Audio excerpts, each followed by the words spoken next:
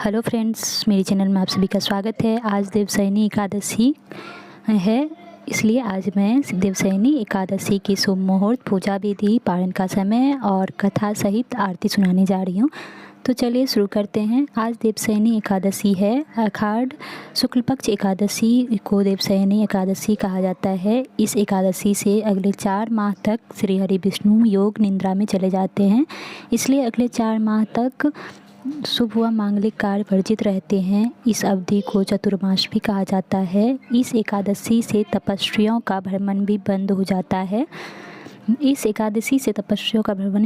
जाता है। इन दिनों में केवल ब्रज की यात्रा की जा सकती है। तो जानते हैं कि श्रीहरि निद्रा में क्यों जाते हैं। तो हरि और देव का अर्थ तेज तत्व से है। इस समय में सूर्य, चंद्रमा और प्रकृति का तेज कम होता जाता है, इसलिए कहा जाता है कि देव शयन हो गया है, यानी देव सो गए हैं। तेज तत्व या शुभ शक्तियों के कमज़ोर होने पर किए गए कार्यों के परिणाम शुभ नहीं होते हैं। कार्यों में बाधा आने की संभावना भी होती है, इसलिए देव सोने के बाद शुभ कार्य नहीं किए जाते हैं। देवशयनी एकादशी पर भगवान विष्णु की विधिवत पूजा से सामूहिक पाप और समस्याओं का नाश होता है, व्यक्ति का मन शुद्ध होता है, दुर्घटनाओं के योग टल जाते हैं। इस एकादशी के बाद से शरीर और मन को नवीन किया जा सकता है। देवशयनी एकादशी पर रात्रि काल में विशेष विधि से भगवान विष्णु की पूजा करें। उन्हें पीली वस्तुएं, विशेषकर पीला वस्त्र अर्पित करें। श्री हरि को धूप, दीप, फल, फूल अर्पित करें। उनके मंत्रों का जाप करें, आरती उतारें। आरती के बाद कथा सुनें और उनसे सुख संपन्नता बनाए रखने का आग्रह करें। तो चलिए जानते हैं पारण का समय। देवशयनी एकादशी व्रत का पारण द्वादशी तिथि समाप्त होने से पहले करना चाहिए। हिंदू पंचांग के अनुसार देवशयनी एकादशी का पारण 18 जुलाई को सुबह 5:35 से लेकर सुबह 8:20 के बीच किया जाना उचित होगा। देवशयनी एकादशी के बाद लगे चतुर्मास में सात्विक भोजन का सेवन करें। इस दौरान प्याज, लहसुन, मछली, मांस आदि तामसिक वस्तुओं से दूरी बनाकर रखनी चाहिए। चतुर्मास के 4 महीनों के दौरान जातक द्वारा ब्रह्मचर्य का पालन करना उत्तम माना जाता है, अन्यथा तामसिक प्रवृत्तियां व्यक्ति को गलत मार्ग पर ले जाने का प्रयास करती है। तो अब मैं जानती हूँ देवशयनी एकादशी की व्रत कथा। धर्मराज युधिष्ठिर ने पूछा है भगवान विष्णु से, हे भगवान, आषाढ़ के शुक्ल पक्ष में कौन सी एकादशी होती है, उसका नाम और विधि क्या है, यह बताने की कृपा करें। भगवान श्री कृष्ण बोले, राजन, आषाढ़ शुक्ल पक्ष की एकादशी का नाम शयनी है। मैं उसका वर्णन करता हूँ। वह महान, पुण्यमयी, स्वर्ग और मोक्ष प्रदान करने वाली, साथ ही सब पापों को हरने वाली एकादशी है। इसका व्रत करना अति उत्तम फल देने वाला होता है।